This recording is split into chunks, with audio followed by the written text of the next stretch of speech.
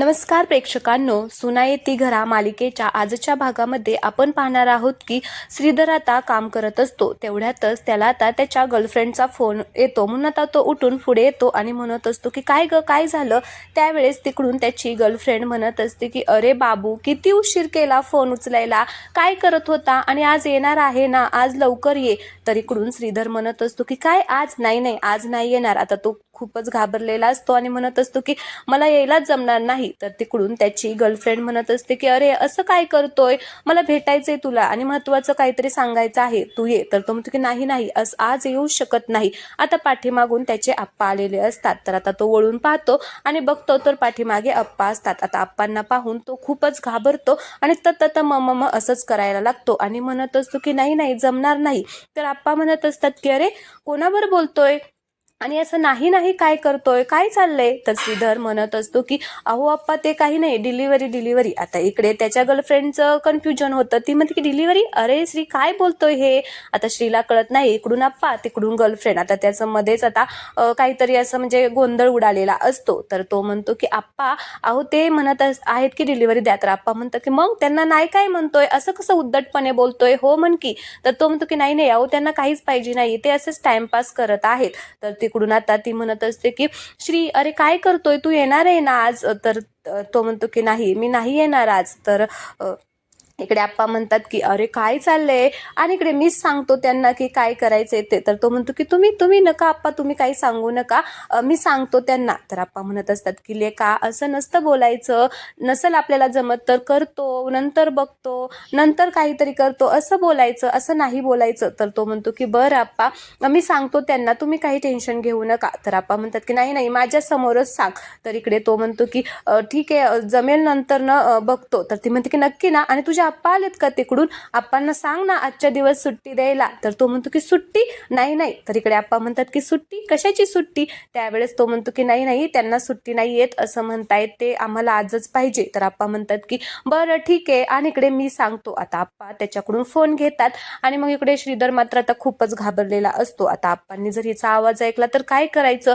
तर आप्पा बोलायला लागतात, हा बोला तुम्हाला काय पाहिजे. तर तेवढ्यात तिकडून त्याची गर्लफ्रेंड फोनच कट करते. आता ती सुद्धा आप्पांचा आवाज ऐकून खूप घाबरलेली असते.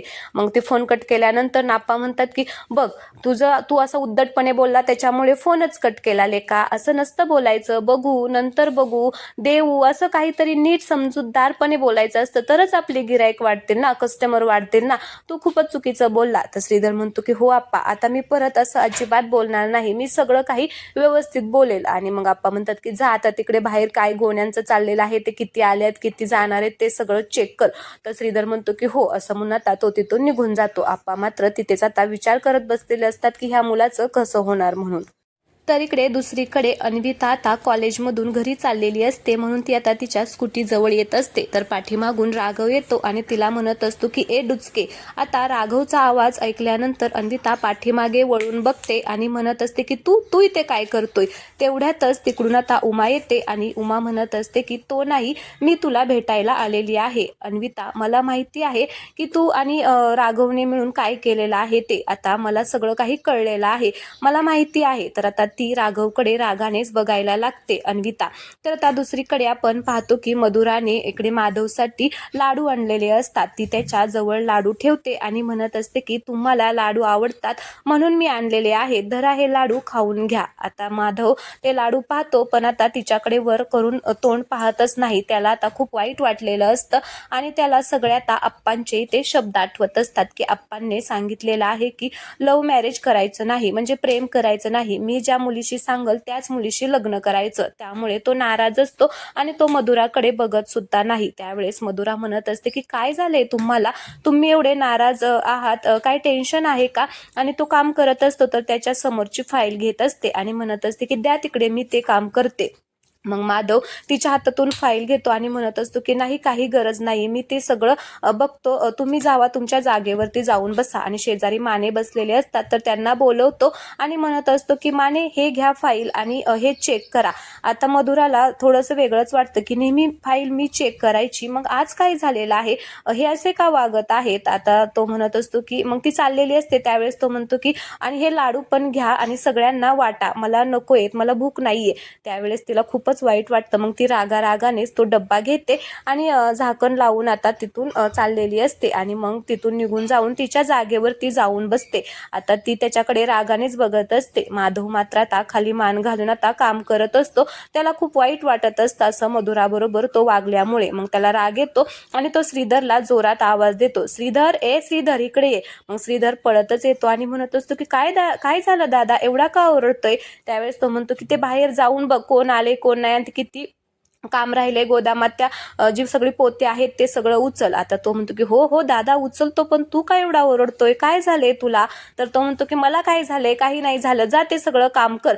आता श्रीधरला कळत नाही की दादा एवढी चिडचिड का करतोय. मग तो म्हणतो की बरं जातो. आता त्याला सुद्धा फोन येतो. मग आता त्याच्या गर्लफ्रेंडचा फोन आलेला असतो म्हणून आता तो तिथून बाहेर निघून जातो. इकडे माधव मात्र मधुराकडे बघत असतो आणि सतत त्याला ते शब्द आठवत असतात आप्पांचे, की मला वचन द्या कुठल्याही मुलीच्या प्रेमात पडणार नाही. आणि आता त्याने सुद्धा वचन दिलेलं असतं. हे सगळं काही आता इथे त्याला आठवत असतं आणि त्याला खूप मधुराचं वाईट वाटत असतं. दुसरीकडे आपण पाहतो की उमा आता अन्विताला म्हणत असते की तू जे काही करते ना ते खूप चुकीचं आहे. घरी जर कळलं ना तर काय होईल तुझं. अगं मला माहितीये राघव जे सांगतोय ना ते खरं असेल. राघवला माहिती असेल की तो मुलगा चांगला नाहीये, तर नसेल चांगला, नको त्याच्या नादी लागू, वेळ आहे अजून, तर सावध हो. त्यावेळेस ती म्हणते की हा काही पण खोटं सांगतोय. मग उमा म्हणत असते की अगं नाही खोटं सांगत, मला सुद्धा तसंच वाटत आहे की तो मुलगा नसेल चांगलं आणि जे काही आहे ते तुझ्या भल्यासाठीच सांगतोय आणि मी तुझी आत्या आहे म्हणून तुला सांगते की त्या मुलाचा नाद सोडून दे. अगं कुठल्याच मुलीने प्रेम केलेलं वाईट नसतं. प्रेम करावं, पण प्रेम अशा मुलाशी करावं की तो मुलगा चांगला आहे. अगं राघव सांगत आहे ना तो मुलगा चांगला नाहीये, तर नको करू प्रेम. तर ती म्हणते की नाही हा फसवतोय, हा मला मुद्दाम असं सांगतोय. त्यावेळेस उमा म्हणते की नाही ग, माझा राघव तसा करणारच नाही. अगं कुठल्याच मुलीचं वाटोळ व्हावं असं त्याला वाटणार नाही. आपली दुश्मनी एका बाजूला आणि एक तू मुलगी म्हणून एका बाजूला आहे. जर पद्माताई आणि भास्कर दादाला जर हे सगळं कळलं तर त्यांना खूप वाईट वाटेल ग. ते तुला काय करतील. राघवने तुला वाचवलेला आहे, पण नेहमीच राघव तुला नाही वाचवणार. अगं तो मुलगा नसेल चांगला तर नको त्याच्या नादी लागू. प्रेम करू नको असं मी म्हणत नाहीये, मी सुद्धा प्रेम केलं होतं, पण एक माणूस म्हणून मी चांगला निवडला होता. तसा तो माणूस नाहीये ग चांगला. आणि प्रेम जर चुकीचं ठरलं तर ती जखम कधीच भरून येत नाही. तू बघतीये ना जगामध्ये काय चाललंय ते, त्यामुळे मी तुला सांगते. पण अन्विता काहीच ऐकायला तयार नाहीये. अन्विता म्हणते की नाही तोच खोटं बोलतोय, तो मुलगा चांगला आहे.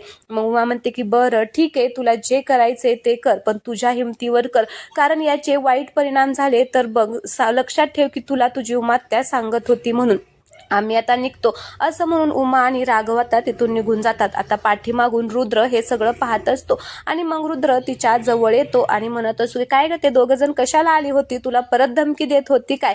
त्यावेळेस अन्विता खूपच घाबरलेली आणि असते आणि म्हणत असते की तू इथे काय करतोय. आणि दादा ते माझी माफी मागण्यासाठी आले होत्या, त्या मला धमकी द्यायला नव्हत्या आल्या, माफी मागायला आल्या होत्या. पण हे सगळं तू तुला जाऊन सांगू नको, नाहीतर खूप राडा होईल. त्यावेळेस रुद्र म्हणतो की काय सांगायचं काही नाही सांगायचं ना हे माझं मी ठरवणार, तू मला शिकवू नको, कळलं का. आणि जा तू आता घरी जा, मी बघतोच. असं म्हणून आता तो ठरवतो हे सगळं घरी जाऊन आत्याला सांगणारच. तर इकडे आता मधुरा तिचं काम करत असते आणि माधव सुद्धा आता काम करत असतो. दोघेही खूपच दुःखी असतात. तेवढ्यातच तिकडून श्रीधर येतं. तेवढ्यातच तिकडून शिवनाथ येतो आणि शिवनाथ म्हणत असतो की मधुरा काय काम करते का. त्यावेळेस ती म्हणते की नाही ना, बोला ना सर काय करायचंय. त्यावेळेस शिवनाथ म्हणत असतो की मला ना थोडंसं टाईप करून पाहिजे एका कागदावरती. मग मधुरा म्हणते की हा सांगा ना काय मजकूर आहे ते. त्यावेळेस तो म्हणतो की हा सगळ्यात पहिल्यांदा ना मुलाचे नाव असं लिही. मग ती टाईप करते मुलाचे नाव.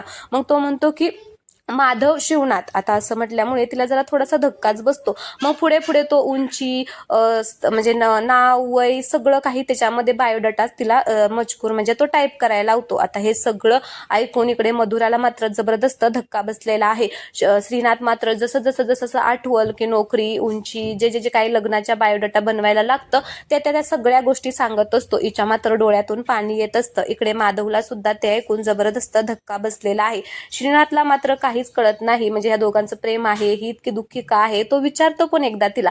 तर ती म्हणते की काही नाही, ते थोडंसं डोळ्यात काहीतरी गेलेलं आहे. मग आता तो सगळा बायोडाटा झाल्यानंतर श्रीधर म्हणत असतो की श्रीनाथ म्हणत असतो की हे सगळं जे आहे ना ते एकदा वरून खालीपर्यंत वाच आणि व्यवस्थित सगळं आहे का ते बघ आणि नंतर तो कागद मला आणून दे. तर मग मी जातो असं म्हणून आता श्रीनाथ तिथून निघून जातो. तर ती म्हणते की हो. मग आता श्रीनाथ तिथून निघून गेल्यानंतर तो जो कागद असतो तो बाहेर काढते आणि तिकडे माधवच्या जवळ जाते मधुरा आणि त्याला म्हणत असते की हा घ्या तुमचा बायोडाटा आणि माझी ना तब्येत बरोबर नाहीये तर मी आता घरी जाते. आता तिला खूप वाईट वाटलेलं असतं म्हणून आता ती तिथून निघून जाते. माधवला तर आता सतत आप्पांचे ते शब्दच आठवत असतात की हे काय होऊन बसलेलं आहे. आता ती तिथून निघून जाते. दुसरीकडे आपण पाहतो की पद्माला आता घरी येऊन रुद्रने सगळं काही सांगितलेलं असतं की उमा त्या माफी मागायला आलेली आहे हे सगळं सांगितलेलं असतं. त्यावेळेस पद्मा खूपच खुश होते आणि म्हणत असते की मला वाटलंच होतं ती उमा ना फक्त माफीच मागणार, तिला ना फक्त माफीच मागायची सवय आहे, ह्याला माफी माग त्याला माफी माग, आयुष्यभर ती तसंच करणार आहे. पण मला माहिती आहे आता तिला ही तिन्ही मिळूनच आता माफी मागायला लावणार आहेत आणि ती आयुष्यभर तेच करणार आहे. तिच्या मुलांमुळे ते घर तुटणार आहे आणि त्या श्रीनाथचा पण जो काही माज आहे ना तो उतरणार आहे आणि हे सगळं तिची मुलंच करणार आहे. एक दिवस तिच्या मुलांमुळे ती माझ्याकडे पुन्हा एकदा भीक मागायला येईल, माफी मागेल आणि म्हणेल की त्या श्रीनाथ बरोबर लग्न करून माझं चुकलेलं आहे, तिने जे केलेलं आहे त्याच्यावरती तिला पश्चाताप होणार आहे आणि हे लवकरच होणार आहे आणि जरी हे नाही झालं ना तरी मी तसं घडवून आणणार आणि त्यांना वेगळं करूनच राहणार. आता हे ऐकून उमाला खूपच हे ऐकून त्या तिघांना मात्र खूप आनंद होत असतो. दुसरीकडे आपण पाहतो की माधव आणि श्रीधर आता खूपच सॅड झालेले असतात. सतत त्यांना आप्पांचे विचार येत असतात, आप्पांना दिलेलं वचन आठवत असतं. त्याचबरोबर इकडे आता माधवला जे मधुराने लाडू आणलेले कसं तो रूडली तिच्याबरोबर वागला, तिच्याबरोबर खूप वाईट प्रकारे वागला, हे सगळं त्याला इथे आठवत असतं. श्रीधरला सुद्धा आता ते सगळं आठवत असतं की त्याची जी गर्लफ्रेंड असते ती त्याला म्हणलेली असते की मला लग्न करायचे तुझ्याबरोबर आणि माझे घरचे दुसरं मुलगा बघतील त्याच्या आधी आपण पळून जाऊन लग्न करूया असं आता दोघांना आठवत असतं. दोघांना त्यांचे फोन सुद्धा येत असतात पण आता ते फोन कट करून तेच आठवून ते एकदम असे दुःखी झालेले असतात. तेवढ्यातच तिकडून राघव येतो आणि त्या दोघांकडे पाहून म्हणत असतो की अरे भावांनो काय झालं, एवढे का चेहरे पाडून बसलाय, काय झालं, कोणी तुम्हाला काय बोललं का, सांगा मला, इतके का सॅड झालाय तुम्ही, कोणी बोललं सांगा मला. त्यावेळेस श्रीधर उठतो आणि म्हणत असतो की कोण बोलायची काय गरज आहे, तू असताना आम्हाला दुसऱ्या कोणी बोलायची काय गरज आहे. त्यावेळेस तो म्हणतो की काय बोलतोय हे, मी काय बोललोय दादा, ह्याला सांग मी काय बोललोय. त्यावेळेस तो म्हणतो की तूच सगळं केलंय, तुझ्यामुळेच आप्पांना वचन द्यावं लागलं आम्हाला, तुझ्यामुळेच ही जी परिस्थिती आली आहे ना आमच्यावरती ती सगळी तुझ्यामुळेच आली, तू जे केलंय ना त्याच्यामुळे झाले. मग राघव म्हणतो की अरे दादा मी काय केलंय नीट समजावून सांग ना मला. त्यावेळेस आता तो म्हणतो की जे केलंय ना ते बास झालं, आता बास, अजून काही करू नको. आता तिथे खूपच त्या दोघांची भांडणं चाललेली असतात. इकडे मात्र शिवनाथ आता उमाला म्हणत असतो की आज माधवचा बायोडाटा बनवलेला आहे बघता का, एकदम छान बनवलेला आहे, आता एकदम मस्त मुलगी आपल्या माधवसाठी मिळणार आहे. उमा म्हणत असते की हो का. आता उमाला वाईट वाटत असतं म्हणून उमा म्हणत असते की हो एकदा मुलांना विचारा ना. तर माधव म्हणतो की काय विचारायचंय त्यांना, बघितलं ना आज मुलांना मी वचन मागितलं तर काहीही न विचारता त्यांनी मला वचन दिलेलं आहे, माझ्यावरती प्रेम आहे, त्यांचं विश्वास आहे की आपला बाप आपल्यासाठी चांगलीच मुलगी बघणार, म्हणून मागचा पुढचा कुठलाच विचार न करता त्यांनी मला वचन दिलेलं आहे. माझ्या मुलांवरती खूप चांगले संस्कार आहेत, ते माझ्या शब्दाच्या बाहेर जाणार नाहीत. त्यावेळेस उमा म्हणते की हो मुलं शब्दांच्या बाहेर जाणार नाहीत, पण एकदा त्यांना विचारून बघा की त्यांच्या मनामध्ये कोण आहे का. त्यावेळेस शिवनाथ म्हणतो की काय काय उमा हे काय बोलताय, मग मुलांनी मला वचन दिलंच नसता हो. मग आता त्याला सुद्धा थोडासा विचार येतो, म्हणजे तो सुद्धा विचार करायला लागतो की नक्की असं असेल का म्हणून. मग आता इकडे तो म्हणतो की काय करू असं म्हणून तो विचार करत असतो. तर चला प्रेक्षकांनो आजचा भाग येथेच संपलेला आहे. पुढील भागामध्ये आपल्याला पाहायला भेटणार आहे की मधुराला आता माधवने मला विसरून जा असं सांगितलेलं असतं फोन करून. तर तिकडून ती म्हणत असते की मी कसं काय तुम्हाला विसरून जाऊ, अहो माझं किती प्रेम आहे. तर तो म्हणतो की नाही तुला आता विसरून जावंच लागेल. तर इकडे दुसरीकडे आता श्रीधरचा सुद्धा आता बायोडाटा तिकडे विवाह मंडळामध्ये टाकायचा असतो आणि त्याच्यासाठी ते सगळेजण त्याला विचारत असतात. तर तो म्हणत असतो की नाही नाही असं कशाला. आता उमा आणि सगळ्यांनाच आश्चर्याचा धक्का बसलेला आहे. तर इकडे राघव आता माधवला म्हणत असतो की दादा अरे असं काय करतोय, प्रेमासाठी आपण आप्पांशी बोलूया, मी तुझ्या पाठीशी आहे. अरे उलट आप्पांना सुद्धा वाटेल की समोरच मुलगी होती, मला कशी काय सुचली नाही, त्यामुळे आप्पा तुझ्याच बाजूने बोलतील, तू काही टेन्शन घेऊ नको. तर चला आजचा हा छोटासा व्हिडिओ आवडला असेल तर व्हिडिओला लाईक करा, चॅनलला सबस्क्राईब करा. धन्यवाद.